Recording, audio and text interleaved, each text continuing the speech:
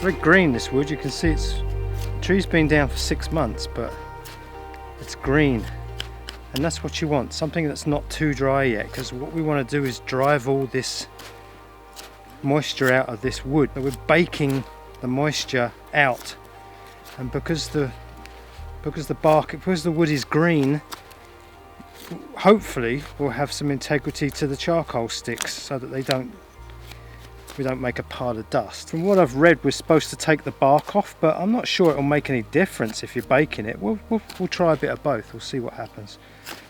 Some of these are quite thick. I might want to lay a big dark base down, and that's going to chew through the charcoal quite quickly. And then for my finer details, I've got the sharper ones. Nothing quite like willow, and willow really is the best thing for charcoal.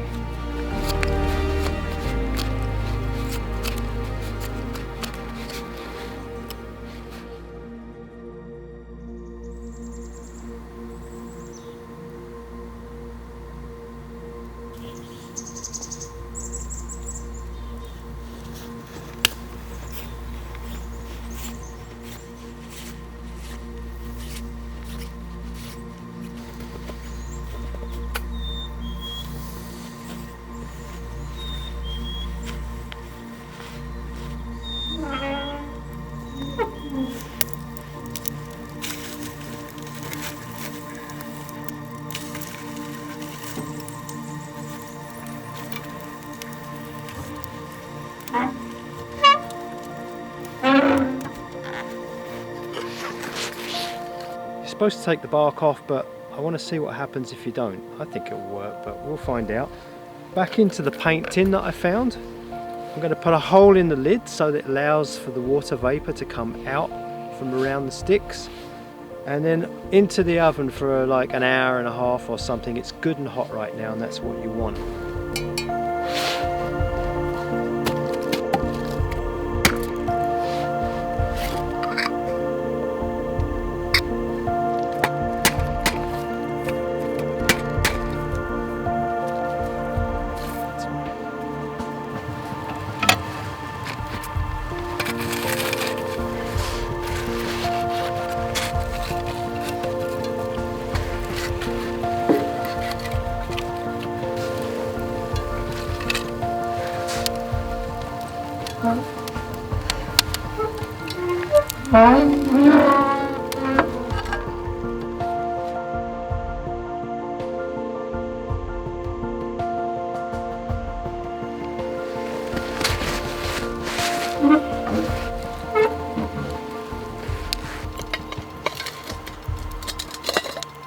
Oh my, that looks fantastic.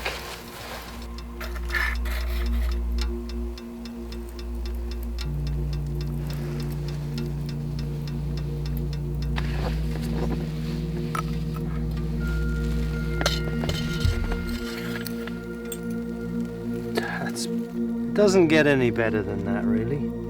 That is absolutely beautiful. Lots of various sizes. Beautiful.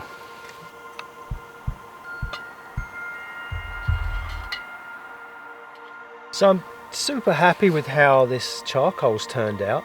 There's only one real way of finding out, and that's to to see how it performs on paper. So I've got some, what is this, 80-pound paper. I'm going to try, see if we can get how much variety we can get out of this piece. That's nice. It's quite hard, but it allows me, if I'm doing my subject matter as trees, I've got some nice marks I can make with this, some nice darks, and then I've got some areas that could be light where the snow's sitting on top of that branch, and then if I'm doing an area where there's snow, I could just hint at a base. That works out really nice. And if I've got a rock or something, then I've got a nice black. So I've got a nice black, and I've got a nice light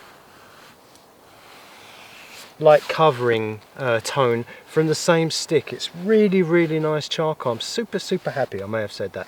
One other thing, sometimes you can overcook the charcoal, you end up with a bunch of powder. You can use that too. Just sprinkle it on and then work it in with your finger, a bit like a pastel technique.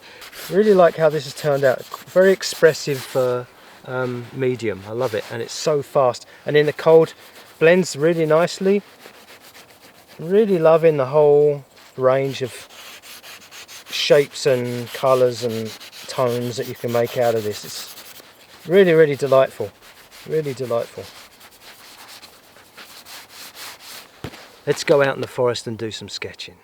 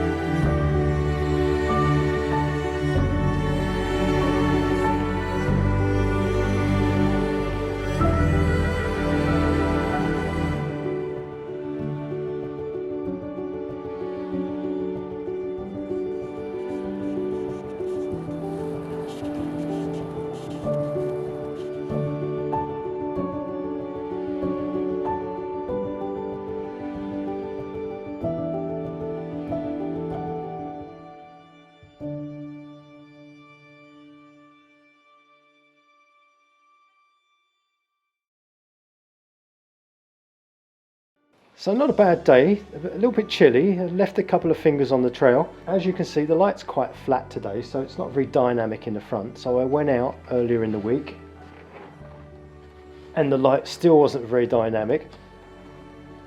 And then I went out again. And as you can see, when you've got shadows in the foreground, it's a much better composition. Not a bad effort, 4 out of 10. Hopefully this will inspire you to go out and throw some charcoal around in the woods yourself.